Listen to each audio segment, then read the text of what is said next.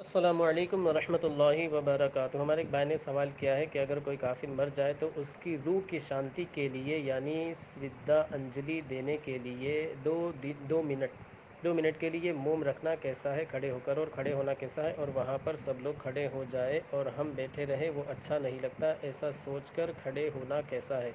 تو اس کا جواب یہ ہے کہ یہ جو آپ نے پوچھا ہے، 3 چیزیں آپ نے پوچھی ہیں، ایک تو کھڑے ہو جانا، پھر اس کی روح کی شانتی کے لیے موم جلانا وغیرہ۔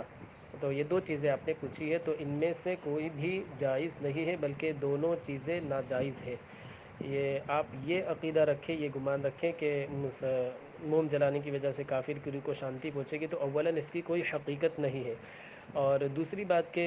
کافر کی روح کو شانتی پہنچانے سے مسلمان کا اس میں کیا فائدہ ہے، بلکہ بعض صورتوں میں تو انسان کے کافر ہو جانے کا اندیشہ ہے، انسان کے ایمان سے ہاتھ دھو بیٹھنے کا اندیشہ ہے۔ مسلمانوں پر ضروری ہے کہ یہ کافروں کی رسم و رواج، کافروں کے رسم و رواج اور ان کے طریقے سے بچے،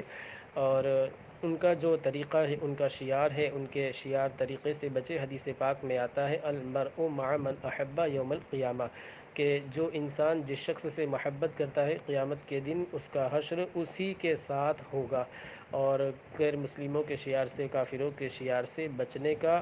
حکم دیا گیا ہے سختی کے ساتھ۔ حدیث پاک میں آتا ہے من تشبہ بقوم فہو منہم، جو شخص کسی کی مشابہت اختیار کرتا ہے کسی قوم کی تو وہ انہی میں سے ہو جاتا ہے۔ تو ہم پر ضروری ہے کہ یہ کافروں کے جو فعل ہیں، کافروں کے افعال ہیں، ان سے بچے، اور اسی طرح وہ سارے افعال جن میں کافروں کے افعال سے مشابہت ہوتی ہے ان سے بھی بچنا ہم پر ضروری ہے۔ اسی طرح دیکھا جاتا ہے کہ اگر کسی ایکٹر کی موت ہو جاتی ہے تو لوگ RIP لکھتے ہیں، ریسٹ ان پیس، اس کا مطلب ہوتا ہے ریسٹ ان پیس۔ تو یہ بھی لکھنا جائز نہیں ہے، اس کا مطلب ہوتا ہے کہ امن و سکون میں وہ آرام کے ساتھ رہے، تو یہ بھی لکھنا جائز نہیں ہے کسی کافر کے لیے۔ اکثر دیکھا گیا ہے کہ اگر کوئی ایکٹر مر جاتا ہے یا کوئی مشہور شخص